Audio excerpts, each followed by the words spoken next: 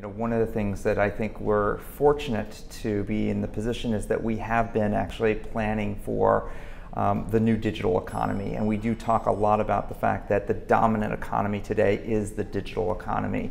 And that's really something that's probably happened in the last 6 to 12 months, predominantly in some of the major markets around the world, so the US, the UK, Australia, China, and so on. And so if you look back at what we've been doing all the way back to 2002, when the dot-com bust actually happened, it's when we actually started accelerating our digital acquisition strategy. So I think what we've been focused on for the last 5 years or so is actually making sure that we were fit for purpose, that we're future-proof for an economy that was going to be digitally dominant. So tell us what that means in terms of what might have been a traditional media mix and sort of the demands that are needed now. Yeah, I think there's a couple of things that are going on. Traditional, what we refer to as traditional legacy reserve inventory, so inventory that's bought in a reserve fashion, planned, bought, it runs, and then you look at perhaps some econometrics modeling or some other form of measurement, is still incredibly important. Television is not going away, certainly. But what we are seeing is the value of addressable automated media, and where we're putting more emphasis on that, whether that's paid social, whether that's search, or whether that's programmatic media, we're certainly seeing the opportunity to pull different levers to increase the probability of success during the life cycle of that campaign. And that's giving our clients and giving those campaigns better opportunity for business performance and better business outcomes. So what does addressable mean around video, and what could it mean around linear television? I think, when we think about addressability, I think just very simply it means the ability to actually address a communication to an individual. So the promise is a one-to-one communication. But I think importantly, getting down to one-to-one may not be exactly what we can do, at scale, but being able to address audiences, more bespoke audiences, to be able to customize that message. So we definitely are seeing the ability to do that. I think we've been able to do that for the last couple of years through satellite TV providers and others, where they've been actually leaning into that addressability space because of the data that's been provided, because of cable set-top box data or data that satellite cable companies actually own.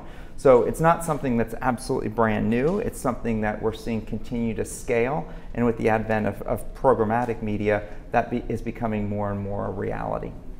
So Doug, we're getting ready for DMEXCO. What do you think the conversation will be? What do your clients want to know? What's the industry? What are some topics, trends, things that you look forward to talking about at DMEXCO? So I think, first of all, DMEXCO has historically been set up and continues to be a different kind of conference. It came out of really more of a technology and data-oriented and digitally oriented conference. I think a lot of conferences, whether it's CES, whether it's Cannes, whether it's Adweek, have certainly migrated into the kind of conversations and topics that have generally been the themes of DMEXCO.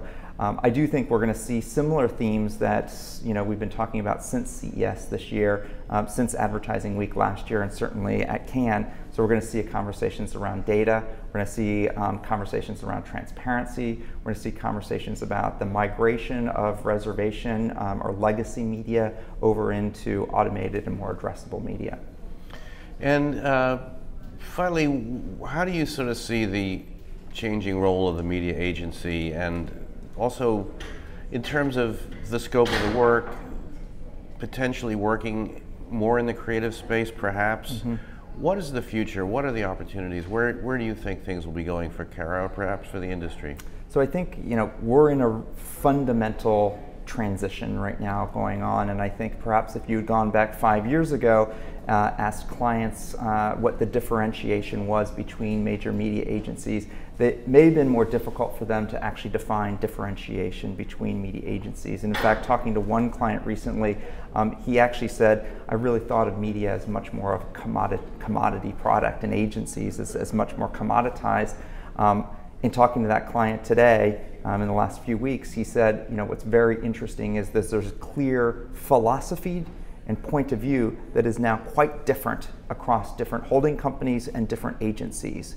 And so what we've seen over the last 5 years is with the growth of data, with the growth of programmatic, with the growth of taking investments or not taking investments in media owners and technology companies, different holding companies and different agencies are now fundamentally taking different positions and having different philosophies.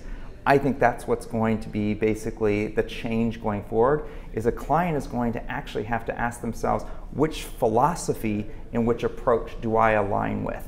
Because the philosophies and the approaches of different holding companies and agencies are fundamentally different.